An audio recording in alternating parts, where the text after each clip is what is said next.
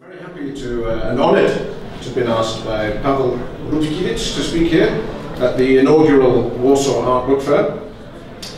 Because as I was telling him just last night, when the London Art Book Fair began in 2009, I received a letter from Ivona Blaswick, director of the Whitechapel Art Gallery, congratulating me that I had been selected personally by none other than Richard Schlagman, who was at the time the owner of Phaidon Press, to exhibit at their book fair, for which privilege the cost would be no more than £1,000.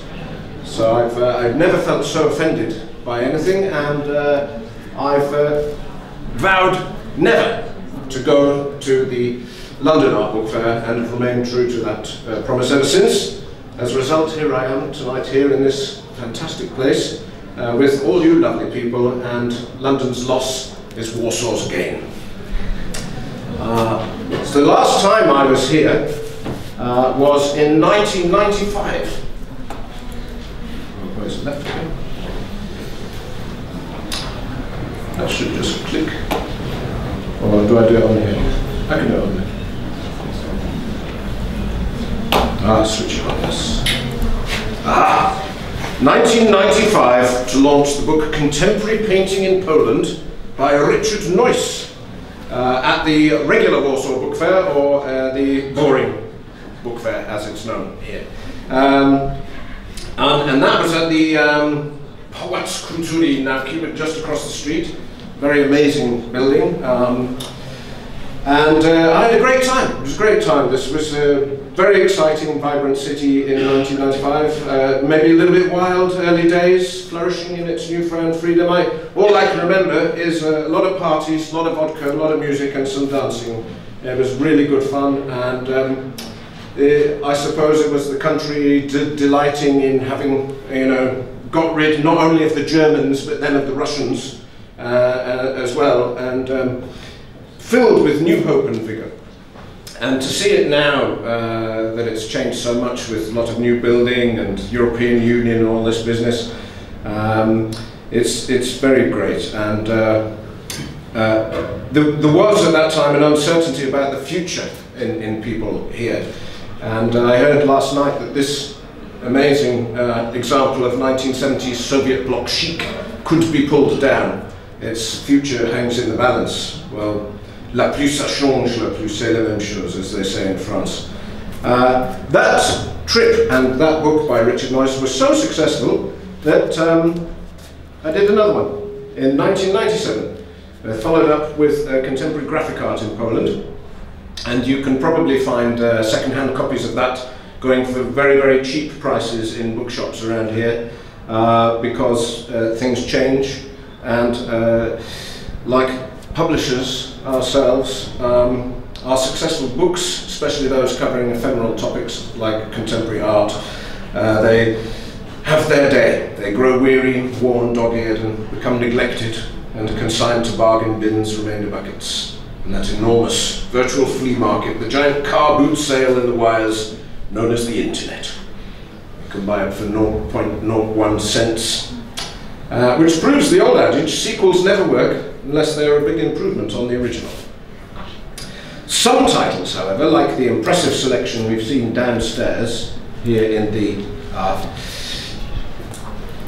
lecture, I think that's the lecture hall. Yeah? You can hear it? Yeah? Okay.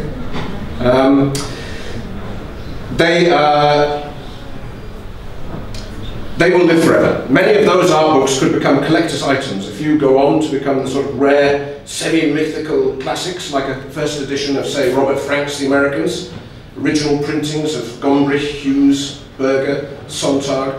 And that's, I suppose, what has brought most of you and me here today, is the hunt, it's the thrill of the chase for that elusive dream of either purchasing, owning, publishing, or perhaps even authoring tomorrow's most revered art book. Anyway, so on to the main topic, which is what you've all come here to hear about today: how to make a book with Prestel.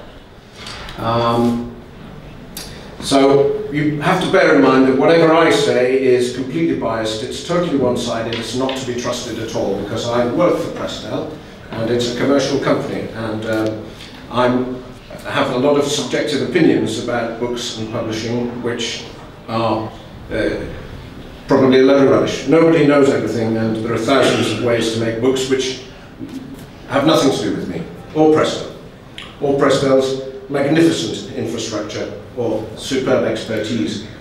So we say, what is Prestel, or more appropriately, who? Johann Gottlieb Prestel was an 18th century German artist and engraver who married a graphic designer from Nuremberg called Maria Katharina Höll, who changed her name to Prestel, and they went on to found a very successful publishing company. This is Johann's engraving, and this is Maria's.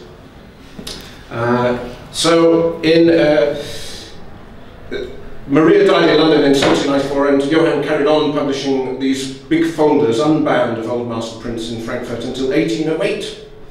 So it was when Frankfurt-based art historian Dr. Hermann Löb founded his company in Frankfurt in 1924 to publish facsimiles of old master drawings that he thought he'd pay tribute to the fine tradition of these publishers, Prestel, and took the name of that husband and wife team who pioneered the printing of German art books back in the 1700s. In the 1980s, Prestel started publishing books in English to cater for the global boom in exhibition catalogues. This became a mainstay of the business, so much so that Prestel set up its own offices in London and New York in the 1990s to publish catalogues with the major museums such as the Royal Academy or the Met, National Gallery of Art, Washington DC, around the world, just to mirror what they'd done so successfully in Germany, Austria and Switzerland before. But in 2008, these old models of publishing grew a bit unsustainable, and Random House stepped in to rescue this great art book brand from extinction. The first few years were rather tricky, with Prestel was the only, well, not only the only, Random House's only art book publisher, it was the only one publishing in English and the only one with offices outside Germany. But the combination of their financial order and creative freedom that they allow all their imprints to work with has taken Prestel to unprecedented new heights under the stewardship of the world's largest publisher. So that still not got to the bit how to make a book with Prestel. I'm sorry about that. Got to get all that out of the way first. Anyway, I'm still not coming to that just yet, because it's probably only a small part of this talk. So I thought I'd better fit in with the overall structure and philosophy of this cultural program here at this wonderful art book fair by saying why art books? Why do I choose art books? Well, this is not the reason why. Because if we look at the value of industries by sector, by its global value, we see that my first choice for a profession could have been financial services.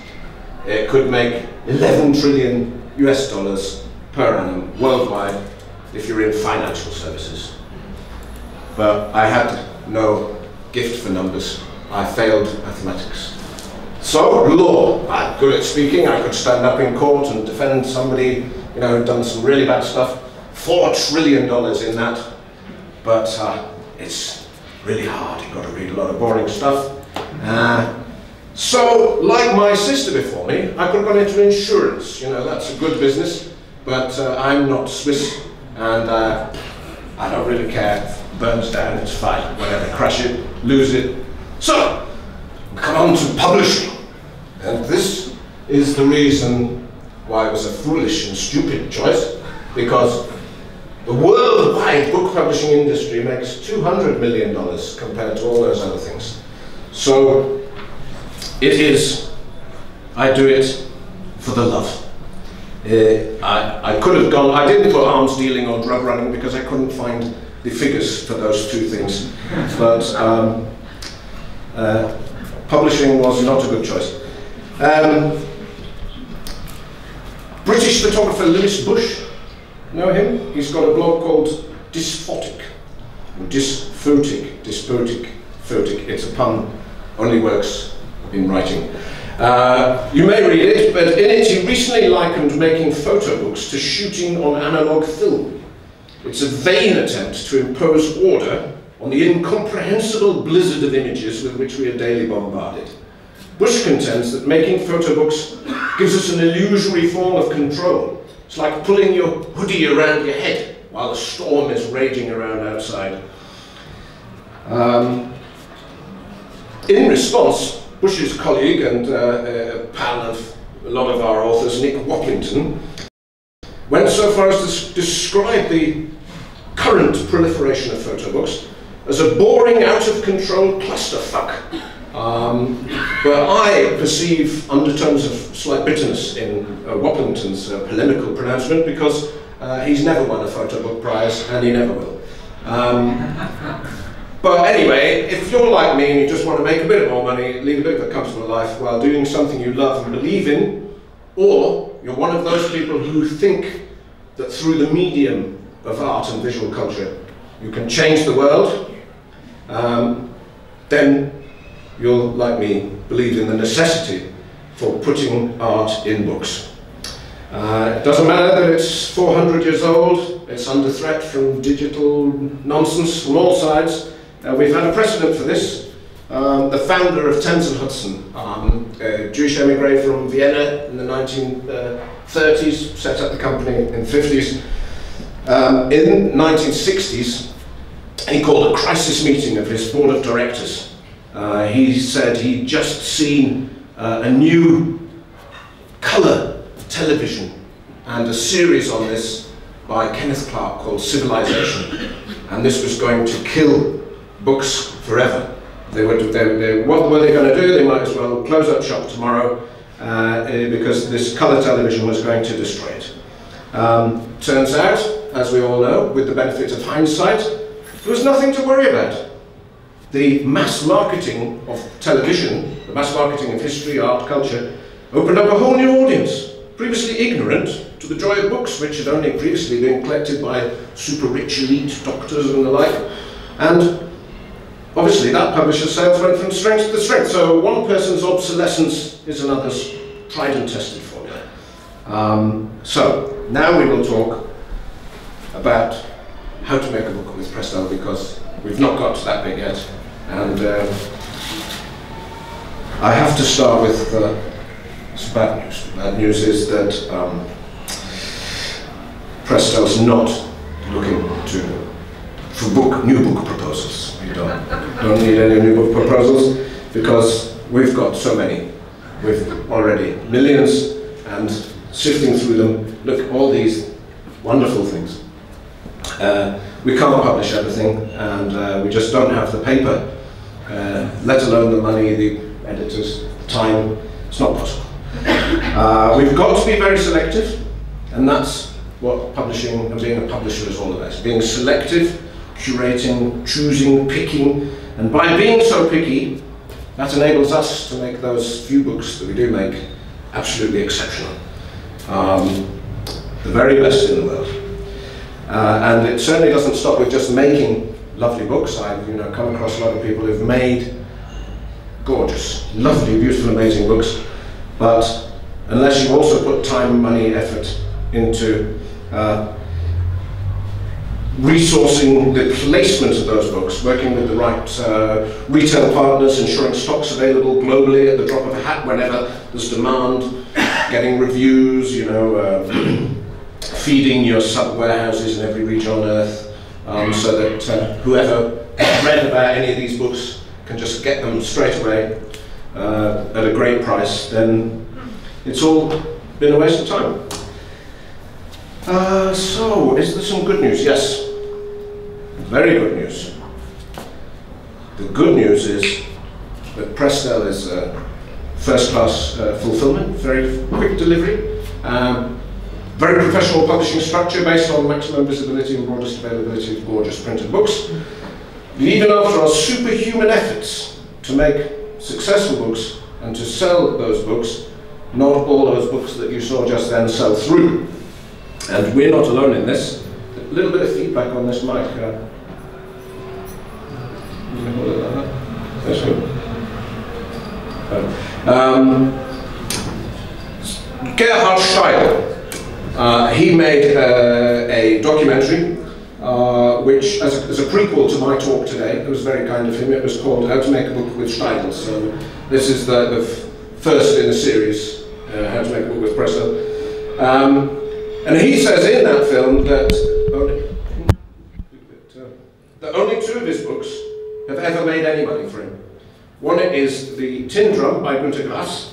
This one here was originally, that's Günter signing it there, it was originally published in 1959. And this one, The Americans by Robert Frank, which probably some of you have, and many of you own, and everybody knows about, originally published in 1958.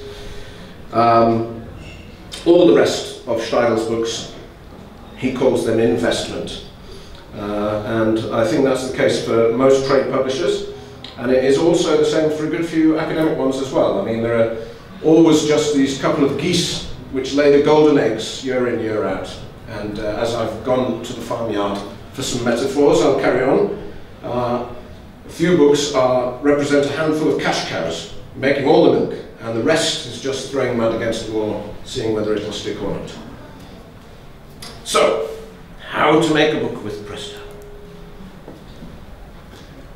This is the exciting part. Not that the previous part was very exciting. Number 1, get a literary agent. Okay, too difficult. Get a museum, get a gallery, get an exhibition. You can't do that. Too difficult. You need a good concept. And this is the number 1 thing to remember, that most people who get through that system have only one concept, and that's me, and me. You know, it's all very well if me is Martin Parr, or it's Henri Cartier-Bresson, or whatever, but usually me isn't quite enough. So we need to have something else, which would be the slush pile. This is the slush pile. So this is all the proposals that are not coming from really famous people, that are not coming through a literary agent, not coming through a museum or either. They don't have a big exhibition. You go into the slush pile, and maybe an intern may look at that pile from time to time and unearth a gem, a hidden gem, but it doesn't always happen, it doesn't happen a lot.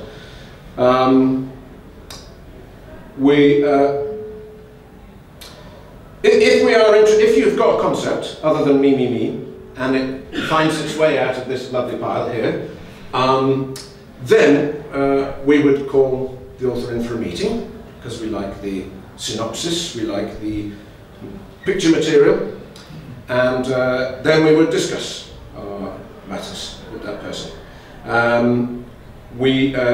My favourite method, or if somebody comes in to show me their work, they've got through all this stage, is for them to bring a box of prints. That's what I really like, to see a box of lovely prints, because you see the photographs or maybe the artwork or whatever in its original form, and I can use my imagination to then see that as a book. A lot of people nowadays coming in with iPads, that's not very good, but the worst of all is when they come in with this, and they've made a, you know, hashed attempt to make a book-like thing. They've probably glued it together at home, or they've used Blurb or Photobox or one of these internet programs as make your own books on iPhoto, whatever. These tatty books touted by deluded people falling apart are really very tough for me to look at. It's very difficult. I don't think he'd ever publish anything like that. So my advice there, how to make a book, not just with me, but with anybody who thinks the way I do, is leave it up to me.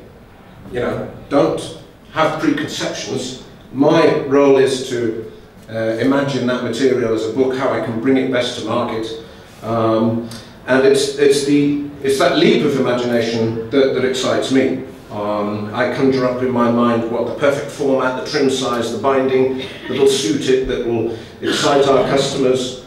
And if you've gone too far yourself into designing something or even making one of these blurb books, then it robs me of my excitement. I don't know fun anymore for me, so you know, you've got to work together here, you know. And the package needs to be practical. I mean, this is one where my great friend, who's got a lovely bookshop in Delhi, proposed that I co-publish this book with him. And that's the actual size of him and his book. I mean, he's not the biggest guy in the world, but that book is a little bit on the ambitious side. Although, you know, I mean, worked for Sebastián Salgado.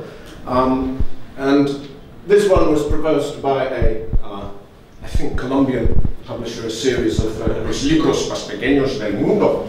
And again, this was, you know, rejected by our sales rep forces, being rather impractical because, you know, they could be stolen or lost, or, you know, it wasn't working. But I'm sure it works for certain people. Anyway, the most important thing as an artist or photographer is for you to remain true to your art and let the publisher, who's an expert in books, have some input in making it. Otherwise, you know, it's great to have an artist's book, you know, a book that's 100% and gets out Kunstwerk. It's your total vision from start to finish. That's fine, but you know, we're talking here about selling stuff, you know. And it's. I was making a comparison there with albums. If artists didn't make their own books, we wouldn't have Tubular Bells or Love Supreme or Sgt. Pepper's Lonely Hearts Club Band. So definitely make your own books. But this is about how to make a book with Prestel, so I'll carry on like that. We did a lovely book with a British artist, Gavin Turk, who's good pals with Jarvis Cocker, who's the lead singer of the band Pulp. And they had a great conversation because Jarvis was talking to Gavin about the nature of art. And Gavin said that when they're making an album, they have to bear in mind 1 million fans are going to have to want to spend £10 to buy this album, download it or whatever. Whereas Gavin Turk, as the artist, he's just got to please one person. One person who will spend £1 million to buy one work of art, as opposed to 1 million people who will spend, oh no, that's not right, 100,000, 1 million. Anyway, you know what I mean. Good, moving on. Oh, this is more self-promotion for me, maybe. This is a gallery. This is about gallery sponsorship. This gallery has supported artists through their career, and he supports books. This is not V.S. Gaitonde, who's dead. It's Ram Kumar, his best friend, who was 94 when we launched that book this year in Delhi. But the thing to note is, oh yes, this is even more things I would think to note. That unless you are very famous, like some of these people here, it's no good to come to the publisher, or me in this case, with a sales pitch and say your book is the best thing since sliced bread. You've no publishing experience, but all your friends said this was an amazing book, and somebody on the internet contacted you from California and said, when's the book coming? And you showed it to your local book group or invited some friends around, and they all said it was amazing. And it's what the world's been waiting for. That again is not so impressive. For example, oh, these are more famous people. I don't know, it doesn't really fit in with him. Because you're interested in Viviana Sasson, she's a huge photography name. And you know, she's about 1.92 meters tall. But because in this picture she crouched down, so I didn't look so small. And it's also very nice, very nice. I've done a lot of very good books with her. Oh yes, so I thought I'd then add this because then you don't think it's all about just hanging around with famous people. It's very important Prestel, I've got this creative freedom, political freedom, and we've done these books. Our US office got death threats for publishing this one. This one is a very hard-hitting group of unrelated photographers that have been put together for documenting the change in the United States and social fabric, the breakdown of the social fabric over the last 10 years. And then Keith Haring, obviously, his political art is really good. The other thing, Martin Parr was saying at one of these, Perry Photo or something, that to get into the stage of being like a Peter Hugo or Vivian Sasson or those people that we publish, he says there are 26 people worldwide who can make you instantly famous. And he won't tell you who they are, but he's one of them. But these 26 people, it's all very well, you can butter these 26 people out, you can find out who they are and win all the prizes and do a great job that way and become really famous. But the other thing to really bear in mind is readership. You know, that a lot of people might do that just by being super famous and hugely respected and winning all the plaudits, and but normal people have to think, well, who's going to buy this book and who's going to read it, who's going to pay money for it. These blessed elite can do what they want, but you know, they take photos of rubbish tips and put their name on it, and it'll still sell, you know, thousands of copies. But the rest of us have to work a bit harder and think about how we, who we're making the book for, and who's going to buy it and who's going to read it, and why is it necessary. So, even if you've got amazing artworks, great photos, if you're not known, the subject is then the matter which is going to be of interest to the readers. So it could be street art, street fashion, tattoos, mods, rockers, bicycles, maps, adult coloring books, posters, infographics. These are all the trends we've seen over the last 5 or 6 years. And the trends of... So it's very important to choose your theme carefully. So this photographer here had a lot of commercial success in the 80s and 90s. Lots of magazine work, lots of advertising work. And 3 years before the the Brazil World Cup in 2014, he took a series of photos about the immersive nature of football culture throughout Brazilian society, from, you know, kids playing it in the favelas to, you know, playing it on the beach, you know, to doctors playing it, you know, once a week, and how it pervades every single level of their culture. And this one did very well, as did this Print is Dead, which came out earlier this year. Great title, Print is Dead, Long Live Print, which is about independent magazines, which is a booming topic. In order to, you know, magazines were going down the chute, but they've had a massive, great revival by being more like books, becoming more collectible, a higher quality, bigger, you know. And this is a celebration of 40 titles. These ones are not good themes. Avoid those ones, because that's not going to sell anything. So when you get as far as you know, talking about themes and, you know, getting your exhibition and being famous and all this, then the exciting stuff happens about how to really make a book, Prestel, but with a proper publisher anyway. And that's the exciting part, and it's very exciting for the artist, photographer, and for the publisher as well, because once we've got a deal and once we're working together and we're all on the same page, then we can look at, you know, different kinds of paper, what suits the work better, what kind of GSM, how thick, you know, coated, uncoated, glossy, you know, what's the favourite paper. You know, this is a catalogue of the most expensive paper you can buy, Munken. Then you can choose these things, which are called head and tail bands, and they're probably better than these behemoths. But the traditional publisher still offers various support from experience, expertise, knowledge, And as I said before, not only in the whole process of packaging, proofreading, copy editing, design, layout, format, pricing, you know, then at the end, when you've got the book, the publisher's got the marketing department, you know, they've got customer relationship management, publicity, public relations people, they've got author brand building, advertising, they can get endorsements from famous people, blurbs from other writers, and they can write good copy, get reviews from all the right review networks.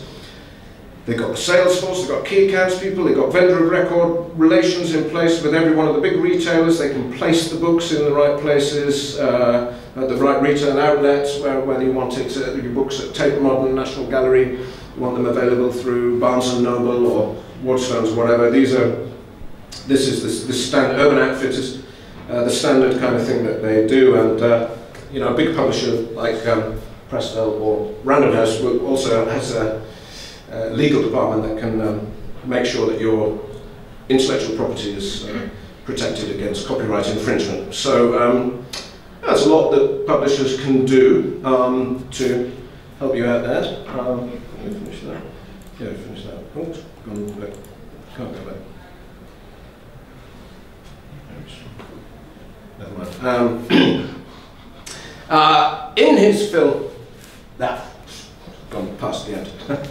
In his film, Mr. Steidl was rather preoccupied by the battle between print and digital. And he's gone on and on about this in his subsequent public appearances. But one way of looking at it is to say that the rise of digital has created a more level playing field for you know, self-publishers or one-man band type publishers. And it's democratized publishing. It's made it a bit of a free-for-all with these e-book platforms, you know, and reseller aggregator contracts you can enter into if you're crazy enough.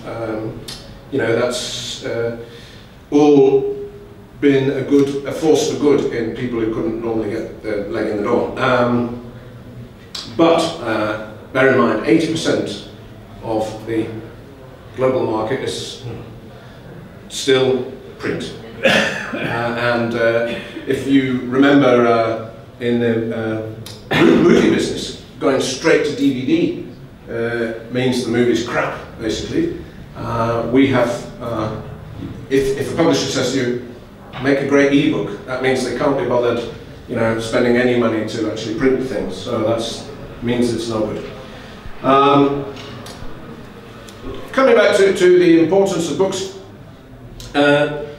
photography books in particular have for a long time been subsidized by the photographers and their galleries. In 1960s Japan, for example, we mentioned this yesterday, the young photographers couldn't get it exhibited, but they could afford to make their own books. And that's how Nobuyoshi Araki, Yasumasa Morimura, Hiroshi Sugimoto and Dairo Moriyama all became internationally known in the first place through their publishing books. And you've got a display here of the Japanese photo books, and that was one of my favourite exhibitions. A couple of years ago I went to an exhibition at the Photographers Gallery in London of rare Japanese and vintage Japanese photo books, and it was great because you went into an atmosphere conditioned room and you had to put on these lovely crisp white gloves before leafing through these exquisite Japanese books, and that for me was a moment where publishing met theatre, and the curating and making of books, you know, really came together in a beautiful synergy. And we must always remember the place of art books, because if you look at the chain of being, or the league table, you'd say that original prints or paintings, as we were talking about originally, they're the rulers, because that's what the artist spends 100% effort to do by hand. They make it one, it's unique, and there's only one, and therefore that's the thing that Gavin Turk sells for £1 million. But then, if you can't afford that, then you might get a print. You could do a screen print, or you could just buy an artist-signed, limited edition numbered print. That's the next best thing. Underneath that comes the art book. So it's, you know, it's an alternative to an original painting or a print, and it comes next. So you are looking to, that it's not that single work of art, like sometimes, you know, Mr. Taschen, for example, might think he's making works of art and will display books at Art Basel, Hong Kong at ludicrous cost. But, you know, most of us are being realistic. And, well, the good news there is that we're not bottom of that chain of being in the art world, because postcards come underneath the books. So it's not the worst thing. Where 4 walls isn't an option, several sheets of paper bound between 2 hardcovers, that'll do. What am I doing for time? Okay, yep, not long enough now. There are many amazing publishers out there, and or any potential authors shouldn't just, as I said, take my word for it. It's nothing to do with me. Carry on looking, because you'll find one publisher who shares the vision that you have, and if everybody is patient, you know, the rewards can be immense. There are over 100,000 book publishers in the world, both bigger and smaller than Prestel. There are certain publishers for whom a print run of less than 30,000 copies is absolutely unthinkable. Some of those who wouldn't dream of talking to authors. There's even some literary agents they won't speak to. So, and then on the other hand, you've got sort of one-man band people who, you know, have a financial model which allows them to publish 100 books a year, all of which sell below 500 copies, and they're all happy. So don't take my word for anything. I'm one amongst 100,000. So, to conclude, if you, whatever you do, if you find a traditional publisher, you go a self-publishing route, or you end up working with Prestel, the most important thing is staying true to yourself and your art. Bear in mind that, oh, it's reminding me I've got a talk in Warsaw. Yeah, I know that.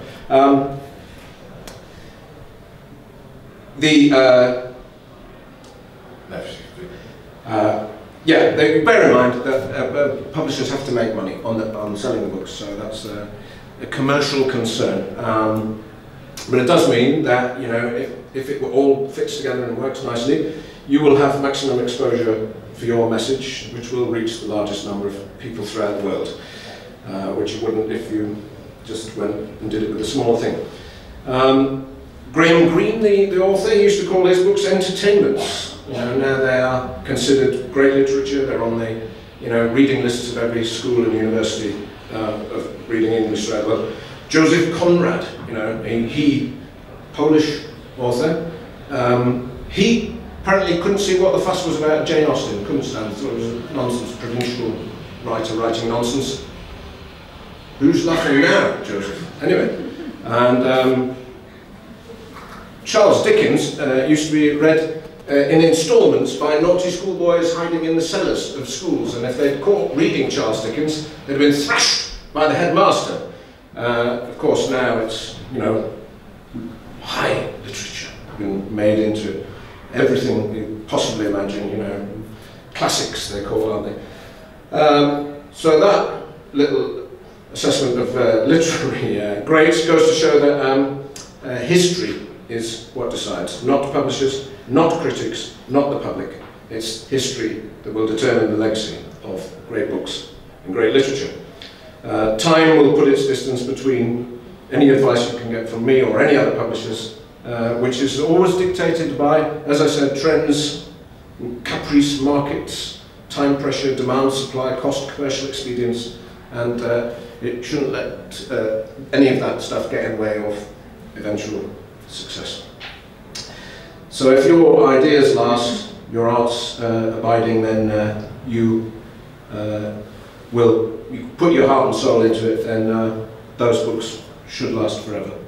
A bit like this talk, which is now finished.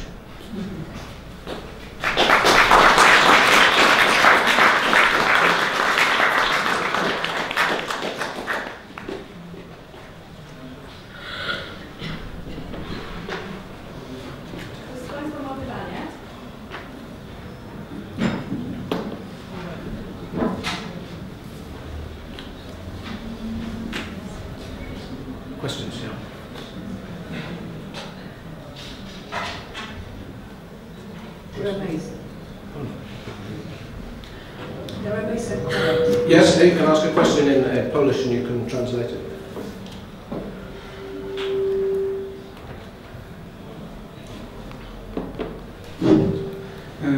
Hi. Have you rejected a book and then were sorry that you did so? Oh yes. Yeah, we made loads of mistakes. You know, I did a book with a very famous publisher of romantic fiction, and I thought that doing a book of their book jackets would be really cool, very amazing. You know, book graphic design, romantic fiction. You know, it'd be very cheesy and everything. And the Americans just couldn't get it. They couldn't understand it because it was so British. It was, you know, all so puritanical and staid, and you know, it wasn't those kind of. All the American ones have been like clinching, like hunky couples in kissing clinches. You know, quite very rude, and yeah, they didn't get this throwback to a nostalgic age of, you know, brief encounter in a train station over a cup of tea. Yeah, had to ended up selling 5,000 copies to a customer in India for £1 a book.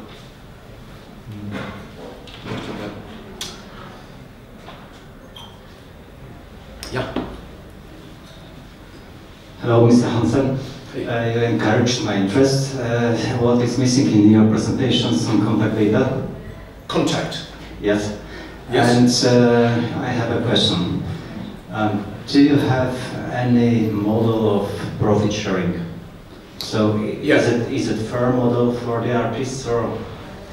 Well, if yeah, publishing. We do quite a bit of that. I mean, if certain packages or institutions or galleries, artists, photographers make a book, and we approve the concept and the layout and all the design material, and you print it with our name on it, then we will split the revenue 50-50. We just do distribution. I maybe do about 20-30 books like that every year. And contact data you can find on the website. My email and everything on that. Just send me an email. Thanks.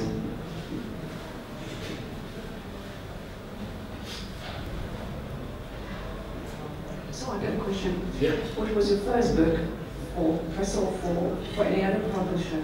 Well, in the first sort of 8 or 9 years at Prestel, I didn't get involved in any of the editorial work at all. I had a colleague who was the editor, and wasn't particularly successful. We had ended up with books like the one I've just mentioned. It wasn't my idea. So the first ones, were yeah, people just started coming to me. I mean, we did that nice book on the new gypsies with Ian McKell, where this guy just, going through a rough time, drinking a bit. His wife was leaving him, and he just went out on the road and got to somewhere in Somerset and drove into a field. No, that's right. He went on he was on a assignment. He went to Stonehenge. That's right, for the summer solstice, and he was like partying around with all the hippies. And he got so drugged up that he crashed out in the field. And the next morning, everyone was gone, apart from this group of gypsies who and he thought it was in a dream. Like waking up and like it was horse-drawn carriages, painted with all the gypsy stuff. And he just sort of knocked on one and said, "Oh, where's everybody gone?" And he said, "That was a party, mate. They've all gone. We live here." And they went, "Ah." And then for the next 3 years, he lived with them, and he brought Kate Moss down there, and took them, and yeah, that sold the telecopies, went into paperback and everything. I think that was my first one, but it could have been another one. And your most recent one? Most recent, we've got some good ones on the go. We're doing a book with a French photographer who lives here called Nicolas Grospierre. Maybe you know him. He's taken these amazing photographs of modernist forms. So a lot of these, brutalist, concrete buildings that were built in the Soviet time that were, crazy means of expression, for a lot of artists, and it's whatever they are. It could be tower blocks or churches or something. And that's coming out next spring, Modern Forms. And what's another one that's just brand new? Let's think. Oh, we did a lovely one called Damascus Tiles, which was, you know, a guy from Sotheby's, world's leading expert on Damascus tiles, and he happened to also say, well, you know, because it's a huge project, you know, he needs to buy in all kinds of images and all kinds of stuff, and it came with a very nice subsidy from a private individual who has a huge collection of these tiles. So he made a lavish, huge, you know, 300-page book packed with coloured pictures, you know, very wonderful, and you know, it's a limited market, so it might sell 1,500, 2,000 copies over a lifetime, but that was enabled to do such a beautiful, gorgeous, lavish book. It's had tremendous reviews because of the love of the collectors of the art. And most of those tiles, I'm afraid to say, have been destroyed. Apart from the ones that are in Leighton House in London, all the ones from Syria have gone. So it's archive imagery. Nice legacy for that.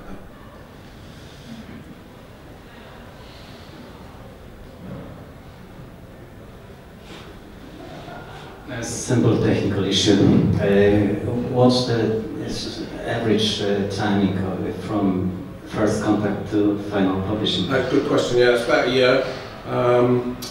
Get a load of people come to me and say, I've got an exhibition coming up in 3 months. You know, it's a bit like Pavel putting this whole thing together in 3 months to make a book fair like this. Amazing. I can't do that. No, Prestel can't do that because we work with these strict systems. Our production department is in Munich. It's all based there, and they tend not to print in China like a lot of the other publishers do. But even that could add 6 weeks. So at least we can get books in the UK warehouse in 5 days from printing. So I mean that saves a bit of time. But yeah, the time needed for corrections and proofing and going back and forth. You know, everything's got to be absolutely right.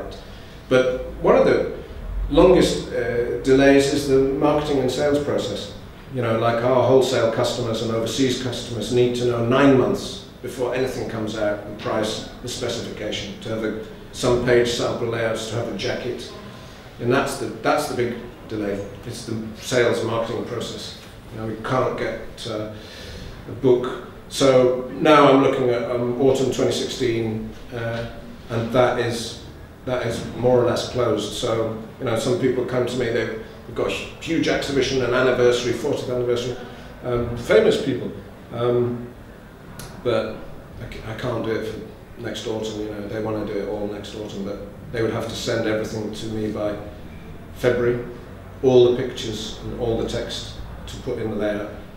And then they say, oh, we can do the layout. And it's then, yeah, you can do the layout, okay, but that will probably lead to even more delay, because then that layout has to be absolutely perfect, and we still got to go through it. So you might just change this and that, and you know, we need to absolutely check all the data. You know, we like to take all the images, make FPOs of them, and then so that there's no possibility that a picture can go into the wrong place and be wrongly captioned, and you know. So yeah, good question.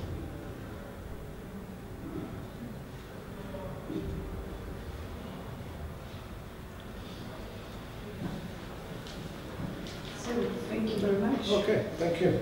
Thanks for listening.